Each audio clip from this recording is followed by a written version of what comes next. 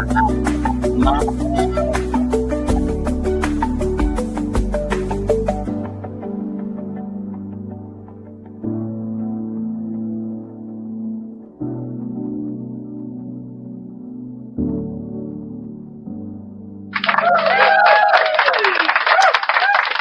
everybody. You know, everybody has their Power Five: ESPN, USA Today, Athletic, Fox, Yahoo, and all the pundits have their Power Five teams. Well, it's Top Five Wednesday, so now it's my turn. My turn to give you my top five in college football and the NFL. Plus, I'm going to talk about a couple of teams, actually two or three teams in the NFL that may be in danger of losing their head coach. We've already had one coach fired in the NFL this week. Could we be a week away from losing one or two more head coaches? We'll discuss that. Plus, a little bit more into college football and who I think is a leading candidate or candidates to replace James Franklin at Penn State. We'll touch all that here in the Ozone.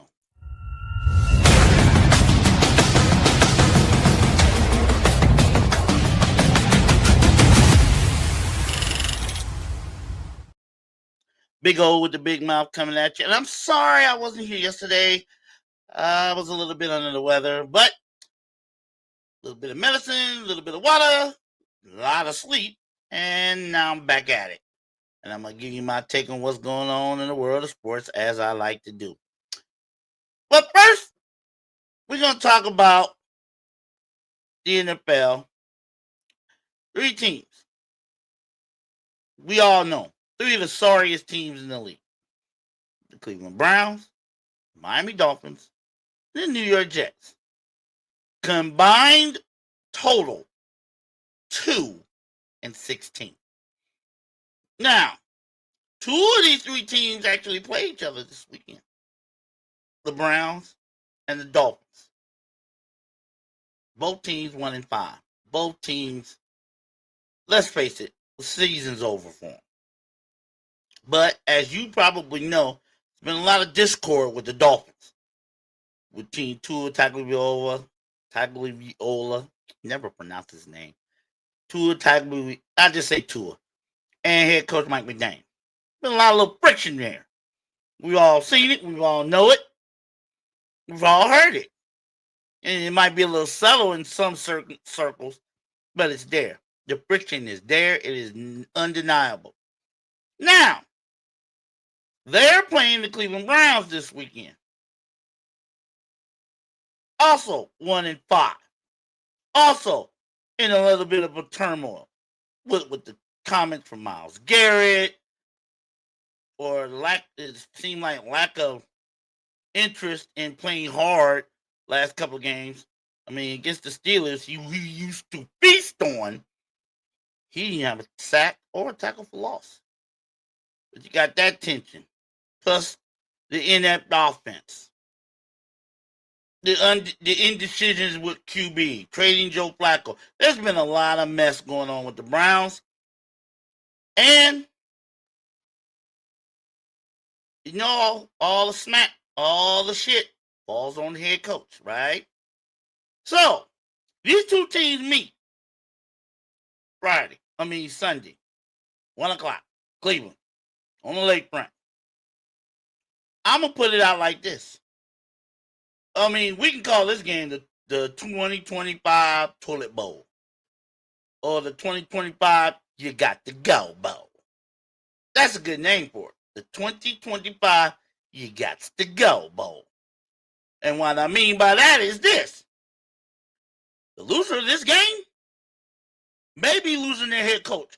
I would not be surprised one single solitary bit if the loser of this game loses their head coach the next day, if not that day. The loser of the You Got to Go Bowl between the Browns and the Miami Dolphins, two of the worst teams in the league.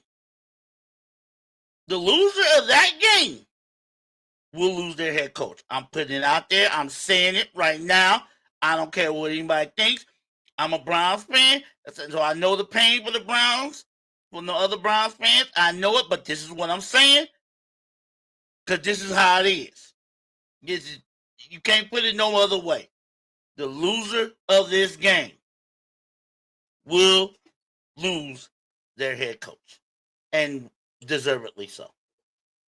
Deservedly so. They deserve to lose their head coach. Whoever loses this game, because they're not doing what they're supposed to do. Kevin Stefanski, what are you doing? Is he calling the plays, or is somebody else calling the plays? I know he took back play calling from the coordinator from last year. I know that. But it ain't been working. It's not been working at all. You can't even score. Forget 2 touchdowns in a game. You can't even score 1. You can't even score 1. It's a struggle for you to score 1 goddamn touchdown. And you call yourself an offensive guru, the quarterback whisperer? And you can design an offense to tell you your rookie quarterback who can barely see over the line? You ain't having them do rollouts. You're not having them do short screens. Get him used to NFL play. Easy. Have him roll out. Do rollouts. Do screens. Stuff that'll get him going. No, we ain't going to do that. We're going to try to throw it over the middle. And it ain't like his receivers or tight ends are helping him. And I'm blaming this all on the coach. Now, on the flip side, with the Dolphins, you got to put the blame somewhere. It's either the quarterback or the coach. You're not going to let the quarterback go. You owe him too much money. So guess who's on the head is going to be on the chopper block? Mike McDaniels. I think he should have been gone last year. It's just gotten worse and worse and worse. And I know you don't have Tyreek Hill, but you were bad with Tyreek Hill last year. You were bad with Tyreek Hill when he played this year. And somebody's head got the ball on this. And it's going to be on the head coach. So, the loser of this game, Sunday, come 4-something Eastern time, whoever has lost this game, I'm putting it out there right now, and I'm saying it with all the conviction I can muster. You're going to lose your head coach. You're going to be an interim head coach to finish out the season for that team. Your head coach is going to be gone. Whoever loses this game. So this is, like I said, that you got the go bowl or you got to save your coach bowl. As simple as that. As far as the third team I'm talking about, the New York Jets, I think I talked about this on Monday. They're a mess. They're a mess, both on offense and defense. More on the offense than defense. And that's, like I said Monday, that's all about coaching. It is all about coaching. To not be able to get off a play when you're running a 2-minute offense with 20-something seconds left, and you don't get a playoff, you don't even snap the damn ball. That's coaching. That's not on the players. That's the coach. That is simply on coaching. Not being on the same page with your players and with the rest of the coaching staff. Simple as that. That's all it is. That's all it is. That's all it's gonna be. But that's the total. But that's where we at. We have these are the 3 worst teams in the league, in my opinion. 2 of them. And we've already got one coach gone. The Titans coach, Callahan. He's gone. He's been fired already because he hasn't done right. He hasn't done right by his number 1 draft pick, Cam Ward. He has not put that young man in a position to succeed. And I'm telling you right now, the loser of the Dolphins Browns game. Not that many people are going to watch this game. Why would you? Both teams are 1-5. But the loser of this game is going to lose their head coach. I guarantee you, as much as I'm sitting here in the ozone, one of those two teams will be looking for a new head coach Monday. And if the Jets don't get it together this weekend, I wouldn't be surprised if he be on the unemployment block. The Jets head coach. That's what we're coming to. That's what we're coming to this year.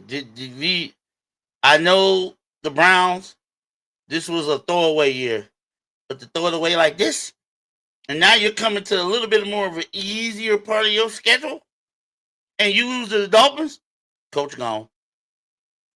Dolphins, on paper, you have more talent than the Cleveland Browns. On paper. But we know that on paper don't mean shit. You got to translate that on the field, and so far you have not yet done that. So they lose this game. And if they look, especially if they look really damn bad doing it, Mike McDaniels is gone. I guarantee you. One of these two teams is going to lose their head coach. I wouldn't be surprised if it happens next Monday. We'll find out. We'll find out if I'm right or wrong. No, I've seen worse. Maybe the game will end in a tie and both teams get to keep their coach for another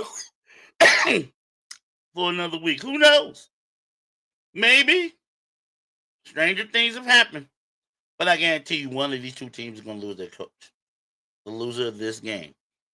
The you got to go bowl. And that's my thought about that as I start in the ozone today. Now, let's get into some brighter things. We're going to jump back to college football, and I'm going to give you my top 5 teams as of week 7. In the week 7, the beginning of week 8. My top 5 teams. You may not agree with them. I'm sure one of these top 5 teams you probably won't agree should be there. Especially, we'll see. You'll see it. You'll see it. You probably won't agree with one of them. I guarantee that. My top 5 college football teams for week 7. Number 5, we got Alabama. Yes, I said Alabama. I know they lost to Florida State, but you got to remember, they got 3 quality wins on their schedule. Georgia, Vanderbilt, and Missouri. 3 wins against ranked teams. 2 of them against highly ranked teams. 2 of them on the road. Now, I know Ole Miss they have a right to be there. They did beat LSU, but then again, who else have they beaten? Not too many. They struggled to beat Kentucky. Yes, they beat LSU, but LSU has been offensively challenged since week 1. So all they had to do was put up enough points to get that. I got to put Alabama at number 5. Since they've lost to Florida State, they've been on a roll. They've been on a roll, and you know it. They've been on what they like to say, roll tide. They beat Georgia on the road. They beat Vanderbilt at home. They beat Missouri on the road. All those were close wins. All of them were close wins, but that goes into the bounce back, I call it, that Alabama has shown. The perseverance, the will, the ability to stick it out all the way to the end. Yes, they have a problem stopping the run. They're one of the worst teams in college football, definitely in the SEC, at run stopping, at stopping the run. But they have got very opportunistic business. Why? You may not turn the ball over against that team. You turn the ball over against Alabama, they will make you pay. That's how they've been getting these wins. Without being able to stop the run very good, very well, they get opportunistic with the turnovers. And they got way more than enough offense with Simpson at the helm to make you pay if you turn that ball over. That's why I have Alabama at 5-1. It's my number 5 team this week. Number 4, Texas A&M. Now, Texas A&M, yes, they got that one quality win against Notre Dame on the road. And you will say, well, who else they beating? Beating Florida, they ain't beat too many good people, good teams. See that goose egg? But did you see that goose egg beside their on their record? That's why. When you beat a couple ranked teams and still haven't lost yet, you got that goose egg on the L column. That's why they ranked as high as they are. Now, I know they got a gauntlet coming up. I know they got a gauntlet of teams they got to play. So this might change. I know they got LSU, they got Oklahoma. I know they got a bunch. Texas. They got heavy load to the toll for the rest of the season. I looked at their schedule this morning. Yeah, it's a heavy load. I don't know if they'll stay at number 4 in my rankings, but for this week, that's where they at, number 4. You got number 3, the U.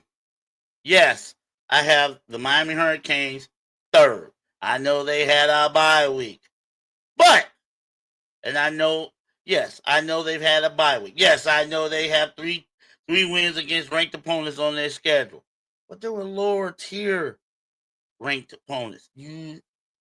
USF, was it Florida State? I know they beat Notre Dame. So they got 3 wins against ranked opponents, but 2 of those wins were against, mid or lower ranked opponents. So I wasn't very impressed. South Florida, come on. I'm not very impressed. I wasn't very impressed. Yeah, they could beat a lot of the group of 6, but then you stepped up against the. Yes, I know they picked off Florida, but Florida's a joke. Florida's a waste this year. But they couldn't pick off Miami. Now, why do I have Miami 3rd? Because they had a bye week. That's the only reason why I have them 3rd. They had a bye week. They didn't play. So I couldn't gauge them on that. They got a good one Friday at home against Louisville. Louisville ain't no joke. They ain't no joke. That Miami should be able to take care of business. But I know they're probably going to get pushed. This week I got them 3rd. It's not because I'm hating on them. I think the Canes have a wonderful season. 5-0, 3 wins against ranked teams. You can't deny that success. You can't deny it. And I won't sit here and try to deny it. But I have them 3rd this week simply because they didn't play. And the team that did jump them did play. And they got probably their most defining win of their program's history. I'm talking about the number 2 team, the Indiana Hoosiers. To go out west into Eugene, Oregon, one of the more hostile environments in college football, and not only get a win, but get a win by double digits, where they controlled the line of scrimmage both ways. They were as physical with Oregon as any team I've ever seen them be physical with the Ducks. And they took it to them. And they capitalized on Oregon's mistakes. Oregon didn't make a lot of mistakes, but they made enough.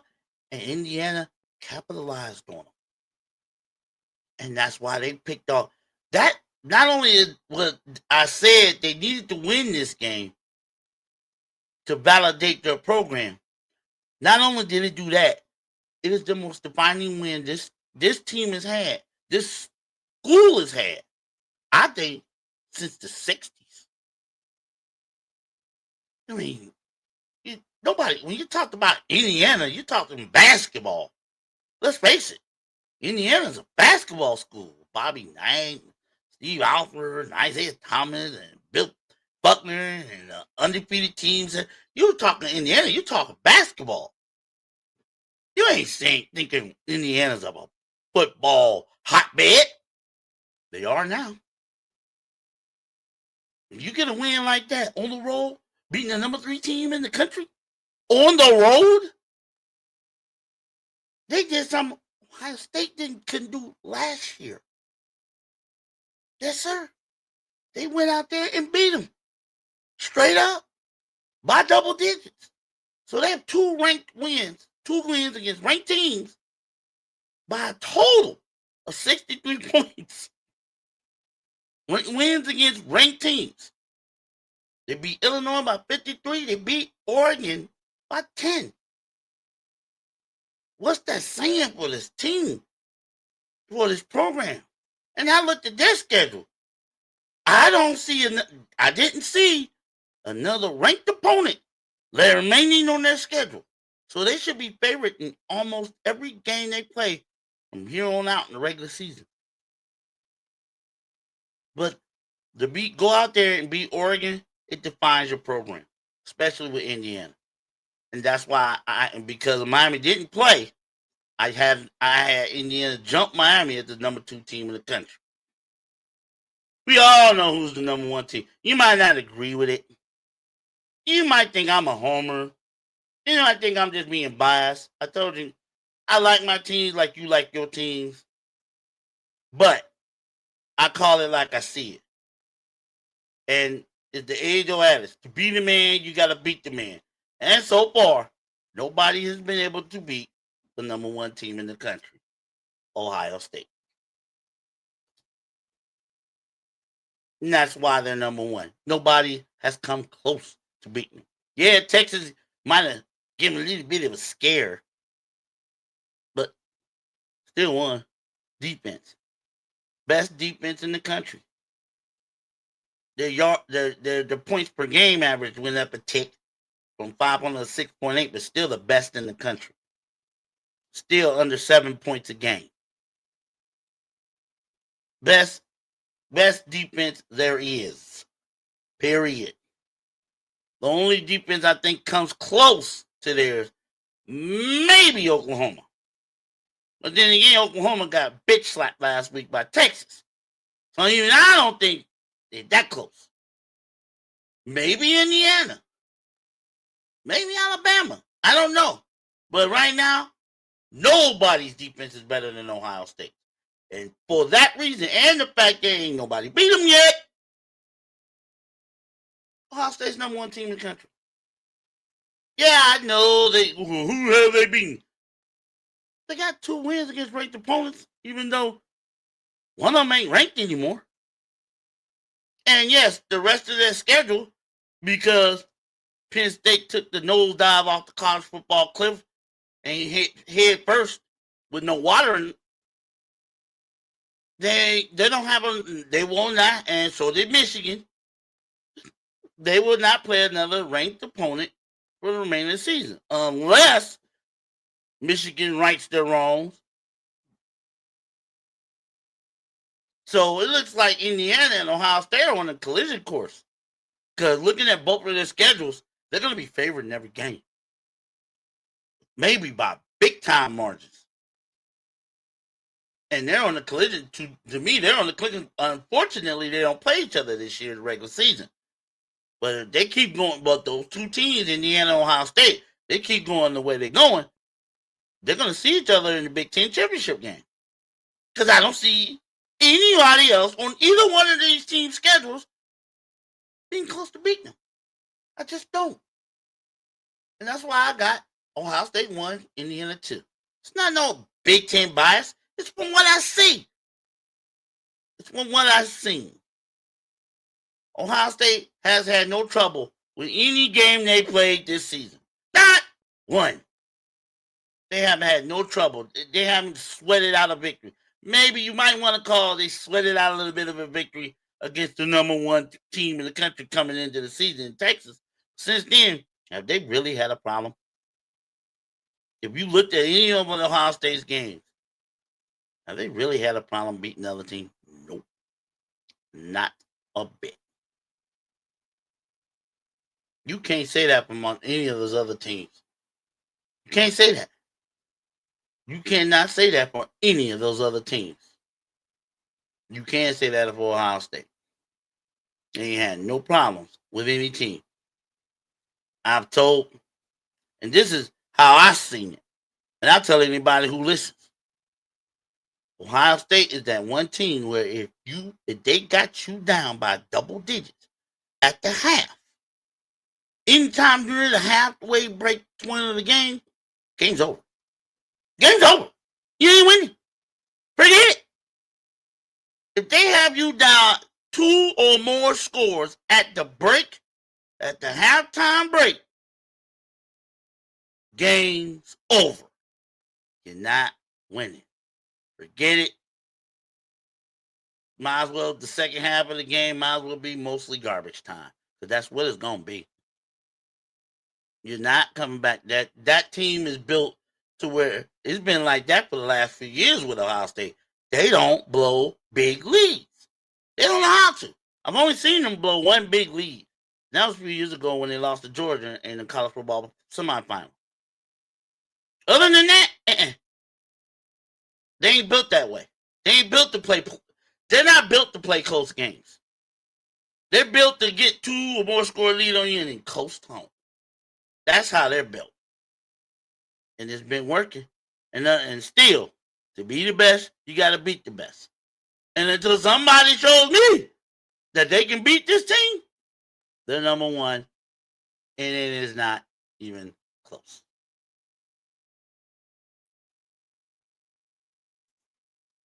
So, that's my top 5 college football. You might agree with it, you might not. But that's my top 5 in college football. What do you think? You like it? Drop in a comment. You don't like it? You tell me who you think should be replaced in the top 5. Drop me a line. Don't forget to like and subscribe. This is the Total Sports Ozone with the big O with the big mouth. Now, moving on into college football, we all know James Franklin's gone with that $49, almost $50 million buyout. Probably lounging on the beach somewhere. I know I would. You give me almost $50 million, not the coach? Where do I sign? You ain't got to worry about that pressure no more. You ain't got to worry about the pressures of playing Ohio State or Michigan. You ain't got to worry about none of that no more. Now, here's my 2, maybe 3 candidates who I think are the leading candidates to replace James Franklin as head coach. One is Kirk Cignetti. Yes, sir. Yes, sir. Excuse me. Kirk Cignetti from Indiana. I'm telling you right now, Indiana fans, y'all gonna have to pay the piper. No matter how this season turns out. No matter if you go all the way or you come up short. You have to admit, Kirk Cignetti, and in the 1.5 years he's been the head coach, he's turned that team. Come on. Like I said earlier, nobody before then now thought of Indiana as a football hotbed. Matter of fact, they were a football also ran. Bottom feeder in the Big Ten. Had been for decades. When you thought Indiana, you thought basketball. When's basketball season start? Now, top 3 in the nation. And with a bullet. And that's all due to Kirk Cignetti.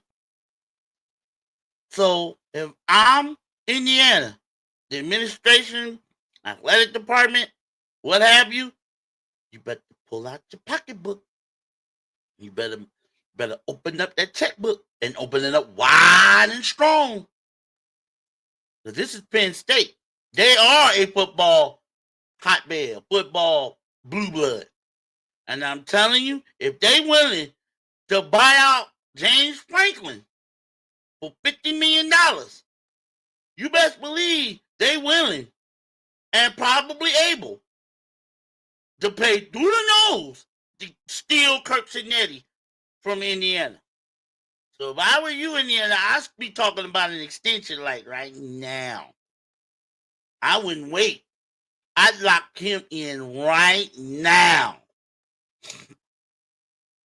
Because I promise you, they're going to come after him, and they're going to come after him with the noise. What you going to do? What you going to do if you don't get if money talks, BS walks. We all know that. Money talks and BS walks. I mean, I know you might want to show y'all the loyalty, but I mean, would you turn down a $12 million a year contract to coach Penn State with all the resources they have, the money they invest, and you one of the top hottest coaches on demand as we speak? Would you turn that down? I know it wouldn't. I sure know it wouldn't. Indiana, I'm telling you, all the Hoosiers fans listening to me or watching me, you better get on your administration and lock that man up for years. Not days, not weeks, years. Because do not think Penn State ain't above stealing coaches. Hell, they stole a defensive coordinator from Ohio State because they paid him the most money an assistant coach has ever made in college football history. So don't think they ain't above stealing your head coach. They want to win just as bad as you might want to win. Maybe even worse. They might even want to win worse than y'all do. So you better lock that coach up, Kirk Cinetti. You better lock him up. Because I bet you, they ain't done it already. They gonna do it. They gonna come calling. No matter how this season ends. They gonna come a calling. So you better lock him up. Another coaching candidate for the job at Penn State, Matt Rule. Yeah. Matt Rule. Turn Nebraska around. Well, he's taking Nebraska to another level. Well, they were just middle road in the Big Ten. He's gotten them at least a step, maybe a step and a half above that now. No, they're not on the same level as Ohio State and Indiana and Michigan, but they're close. But they're getting there. Now, I'm pretty sure if Penn State had the choice between Kirk Cinetti and Matt Rule, they'd take Kirk Cinetti every day of the week and twice on Sundays. But if he wasn't available, Matt Rule's not a bad like a consolation gift. He has turned teams around. Made Baylor into a Big 12 champion. Baylor. Didn't work out too well in the pros. But he come back and he still succeeds in college football. This is a coach that learned, and he's now using that adage of stay in your lane. He's a great college football coach. And I think he would do wonders at Penn State myself. Because he seems to got that fire and that personality that I think those players need as the leader of the team. I think that's the only thing that was missing. James Franklin was, to me, he was like laid back, quiet. It doesn't look like he getting into a player's face. It doesn't look like he wouldn't condone mistakes, but he wouldn't do much about them. Player make a mistake on the field, he wouldn't do much about it. That's what it seemed like to me. I don't know. Matt Rule, every time I look at him, I think of Grizzly Adams almost. I think he gonna, don't mess up too much. Don't mess up too much. He ain't gonna put up with that noise. So I think that's what Penn State needs. They need a fiery head coach. One that's already got that fire lit up under his booty. And he ready to get after it. And he ain't gonna take no nonsense. Kind of coach they need. Maybe James Franklin wasn't that coach. I never thought he was. But they need somebody that breathes fire and will spit it back at you if you mess up. And Matt Rule fits that bill to me. Another head coach that I think, and this is gonna crack you up. It's gonna crack you up. But this is me. This is me talking. Coach, right now, that I think would be a good hire for Penn State. It's going to crack you up. The current interim head coach at Arkansas, Bobby Petrino. Now I know y'all like, huh? What? What you talking about, Big O? Bobby Petrino, you lost your mind. Man, you need to quit smoking that weed, man. I know, that's what you're thinking. But why not? Sometimes you might have to go outside the box to make things happen the way you want them to. Because inside the box for Penn State hasn't worked for the last 10, 12 years. It hasn't. They've been that little engine that couldn't. That's what Penn State has been for the last so many years. Yeah, they made the college football playoff last year. So, they're a team that, when the expectations rise, they get scared. They play scared. You saw that. You saw that against Oregon. When the expectations rise, they play scared. That's how it is. They play like they play not to lose instead of playing to win. You need a coach that wants to play to win at all times. Bobby Petrino, hell, he went for 2 when he really didn't need to against Tennessee. Because he's playing to win. And that's the kind of coach they could also use. Penn State. A coach that plays to win. Maybe even do a little bit of riverboat gambling in the process. Teams like that. Players like that. Players like a coach that goes for the gusto. That rubs down on all the other players. So that's my 3. That's my 3, I think, candidates that would fit the Penn State job perfectly. Kirk Cinetti, Matt Rule, and yes, Bobby Petrino. I know y'all thinking, huh? What you talking about on the Bobby Petrino thing? That's because y'all SEC, whatever. I think you do great at Penn State. I really do. What do you think? Let me know. Leave a comment, like and subscribe. Let me know what you think. That's just my thought process.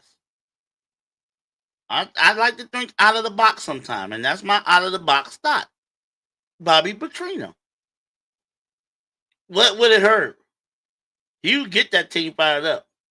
And he playing in the Big Ten. I know he would be excited about that. Playing against Ohio State and Oregon, Michigan, USC, all those guys on a yearly basis. He probably think he would be able to succeed because he ain't got to worry about all those landmines that he has to traverse in the SEC. Maybe he'll probably think the Big Ten's a cakewalk. Well, then he'd be in trouble if he does, but he'll probably think that, and that probably will rub down on all the players. Just saying. But that's my thought. Those three would be a good fit to replace James Franklin at Penn State. You're watching in the big old with the big mouth in the Total Sports Ozone. Let's get back to the NFL. Now, top 5 NFL. Time for NFL, my top 5 NFL teams. Now this is gonna mess some of y'all up. I know it. This is gonna mess some of y'all up. Y'all gonna be like, you got to be kidding me. You put them in? That's my top 5. This ain't your top 5. This is my top 5. The teams I think the top 5 teams in the NFL after week 6. And here we go. Number 5, Kansas City Chiefs. That's right. I know they're 3-3, but I keep telling y'all, don't sleep on them Chiefs. Y'all slept on them when they started 0-2 and 1-3. Y'all slept on them. I said, you never sleep on Patrick Mahomes until somebody proves to me that they can beat that team in the playoffs. I ain't sleeping on them. I still think it's the Chiefs and everybody. And now, the way that the Bills have struggled, The Ravens are pretty much done. The Bengals are done. The Chargers just lost the game, which means the Chiefs only a game behind them. And oh yes, they're gonna be playing again. Look, when you got Andy Reid, you got Patrick Mahomes.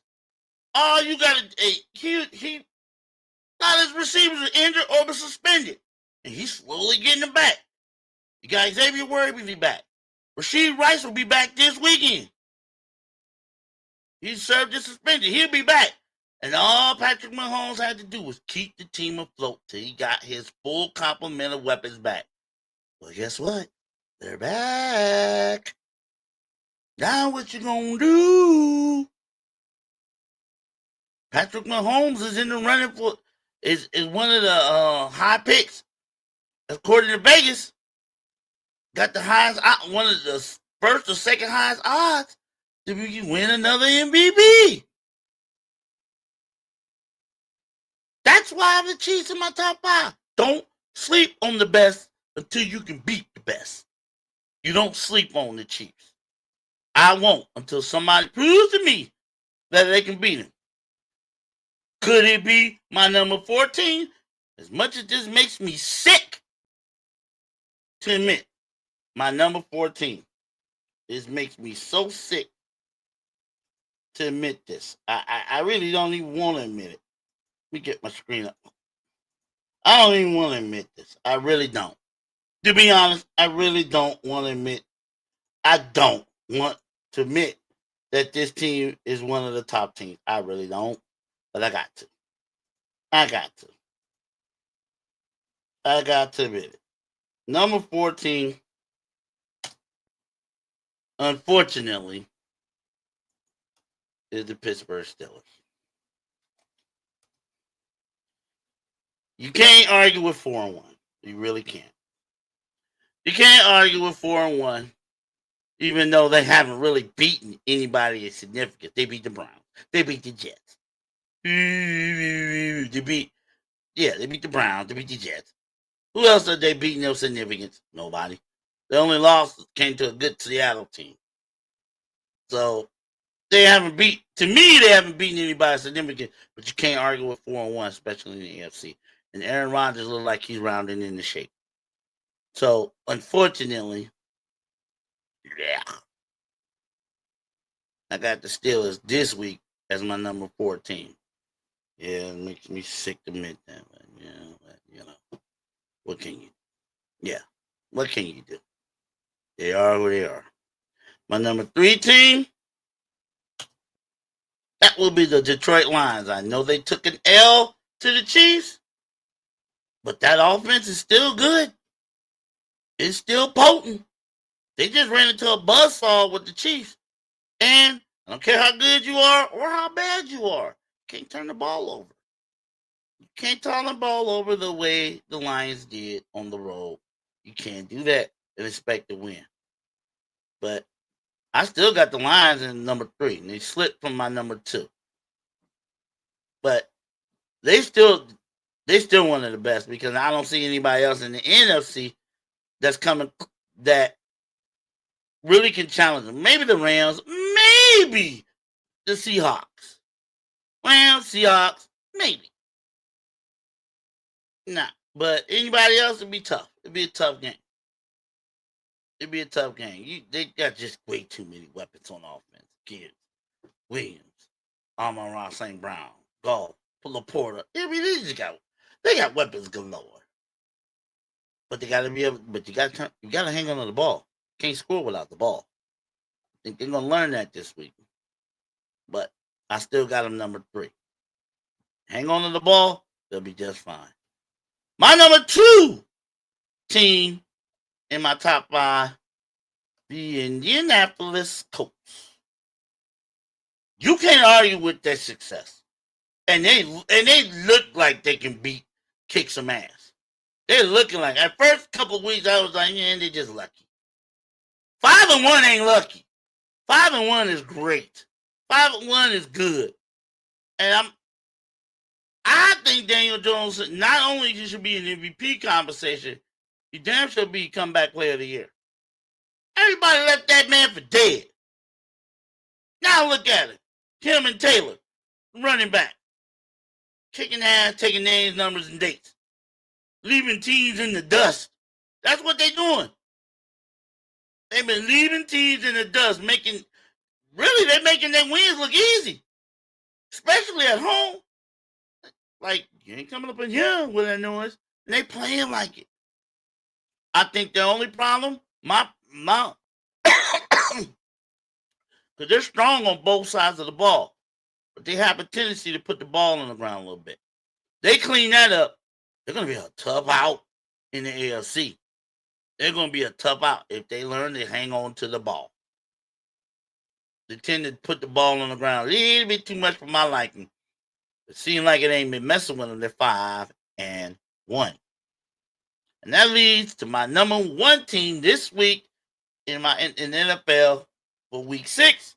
And that would be, and I never thought I would say this, considering the top 5 from week 1, the beginning of the season. Because as you can see, my top 5 don't have the Buffalo Bills. It don't have the Ravens. It don't have the Rams. It don't have the Eagles. My top 5 teams are what you see here. And my number 1 team is the Tampa Bay Buccaneers. I mean, Baker Mayfield should be the leading candidate for a league MVP at this stage after week 6. What he has been doing without his primary wide receivers is a miracle. It's like, who is this guy? And where did he come from? He wasn't like that. He showed glimpses of this in Cleveland. He didn't show none of this in Carolina and LA.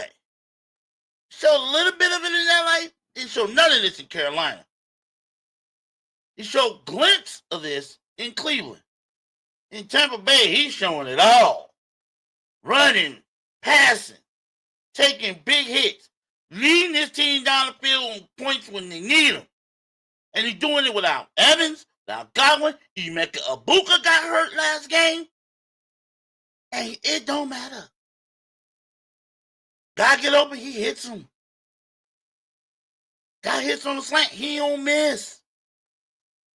I'm still wondering, where was this Baker Mayfield 6-7 years ago when he was with Cleveland? I don't know. But I am happy for him. He grew up. He has grown up exponentially. He's turned into a leader. The team backs him up. And it's working out. They won 4 of their 5 wins have come right. Last week, the first game where they actually won, where they could do the victory deal. The other 4 games all came down on the wire, and they pulled them out. Last week against the big bad 49ers, won enough to where they can do the victory nail. Don't have to come down in the last minute. Hit the victory nail, do your congratulations, and get on off the field with the win. Tampa Bay Bucks, my number 1 team this week in the NFL as of week 6. What do you think? Think I made a mistake somewhere? You probably think I probably made a mistake with the Chiefs. I don't care. Like I said, to be the best, you got to beat the best. Kansas City right now is still the best team in the AFC. Record might not indicate that, but y'all remember, he getting all his players back. He getting all his receivers back. Running backs getting help. Travis Kelce catching the ball more now. Y'all in trouble. Y'all in trouble. Like I said, till somebody shows me they can beat them, don't even go that way with me. Kansas City Chiefs are still the top dog in the AFC. So that's my top 5 in the NFL.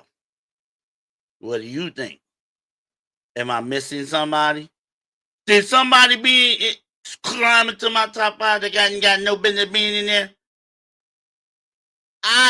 Honestly, I can't stand I put the Steelers in there.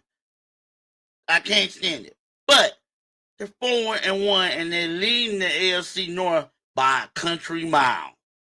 By a country mile. They're the only team in that division over 500. So you got to put them in the top. You have to put them up there. And they're doing it, and they're not really a complete team yet. But when you winning, you're winning. What can you say? And that's why I put the Chiefs. They're winning. Back-to-back wins. They're winning. Well, they ain't back-to-back because they lost to the Jaguars, but still winning.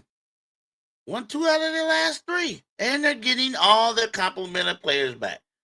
You gotta like where they at. You just gotta. Unless you forgot how good this team is when they're fully healthy. I bet you right now, I'm telling you right now, Pat Mahomes and Andy Reid are going to remind you. Pat Mahomes and Andy Reid, they're going to remind you how good they are. But that's my top 5. Kansas City at number 5. Pittsburgh at number 4. The Detroit Lions at number 3. Indianapolis Colts at number 2. And Tampa Bay Buccaneers at number 1. Now, this could change next week. It probably will. It probably will change next week. But that's my top 5. You like it? Drop me a comment. Drop me a comment if you don't like it. Hit the like and subscribe, though. And let me know what you think. Well, it's time for me to get up on out of here. Oh, one more thing. Yeah, I meant to talk about the Ravens. There's been a little bit of scuttlebutt that John Harbaugh might be on. John Harbaugh. Was it Jim Harbaugh? One of the Harbaugh. Might be out the door. Might be heading out the door. Is there some trouble that we don't know about in Baltimore? I mean, Harbaugh's been there. Wow. Has he been there, what, 18 years? Something like that? 18 years, 12 playoff appearances. If I'm not mistaken, 12 playoff appearances. And he won a Super Bowl. Why would you let him go? Because you have one bad season. And it ain't really his fault. A lot of injuries. Got a lot of injuries, especially on defense. You got all the injuries on defense, plus your best signal call, your main signal call, no QB1, Lamar Jackson, hurt. What you expect you to? Now, I think it's the coaching staff and management's fault that they have never gotten Lamar Jackson an adequate, decent backup. But I still don't think they should be letting the man go. They have one lousy season out of so many. And I don't think, as much as I can't stand the Baltimore Ravens, I can't stand them. Them Steelers, I can't stand them. And I'll tell you why. I'll tell you why about why I can't stand the Baltimore Ravens on another show. It's just too long to take for me to talk about that. And it's too painful. But I also respect greatness. I also respect consistency. You have to do that in this league. And the Ravens have been one of the more consistent winning teams over the past 5 to 10 years. They have. So why would you fire the man? Yeah, you're 1-5. I say let his players get healthy, especially his main quarterback. And if it still sucks, then you might want to consider it. But let his players get healthy. Lamar Jackson, let him come back. Let him give some of his defensive players back. Then if they stink like ground manure like they've been doing, okay, you might want to talk about it. Because he has been there almost 20 years. Then you might want to have that discussion. But not right now. You don't throw him to the wolves because players got injured. You don't throw Jim Harbaugh to the wolves because some of his players got injured. That's not a good look. I don't think it's a good look. No matter who the franchise is. Let's wait till he gets his full complement of players. Then if they still losing the way they've been losing, then it is what it is. But I say, wait, wait, wait till he gets healthy. Wait till Lamar Jackson gets healthy. Wait till his defense gets healthy. Then we'll go from there. But you don't fire a head coach that has that much success. You just don't do that. The reason why I hate the Pittsburgh Steelers, but the reason why I respect them so much, because you know how many head coaches they've had in their franchise history? The franchise history, or since 1969. You know how many head coaches they've had? 3. Chuck Noll, the Chin, the Cowher, and Mike Tomlin. All those years. We're talking over 55 years. 3 head coaches. 3. And Chuck Noll has had some bad seasons. Yes, he had. Before the Bradshaw and after. He's had some terrible seasons. Still stuck with him. That's why I respect the Steelers and the Rooney family so much, because of their consistency. Their consistency in the National Football League. They don't do knee jerk if their team is having an off year. They don't do knee jerk reactions. They let the coaching staff, the management, they give them the leeway to fix that problem, whatever problems they have. And that's what you would think a lot of teams would take notes from that. They don't. But I think the Ravens should take notes from that before they think about giving Harbaugh a la boot. Think about that. 3 head coaches in 55 years or more. 3. Think about that. And with that, I got to get out of here. I'm hoping I'll be able to do a show tomorrow. I'm not sure I will. But if I don't, I will be back here on Friday to do my Pick 'em Friday. But if I can get one in here tomorrow, I will. But if I don't, I will be here Friday to do my Pick 'em Friday. I did a little better last week on my picks. So I'm trying to keep the momentum flowing and going and strolling. So I'll see you back here. If not tomorrow, I'll definitely be back here Friday in the ozone. See ya.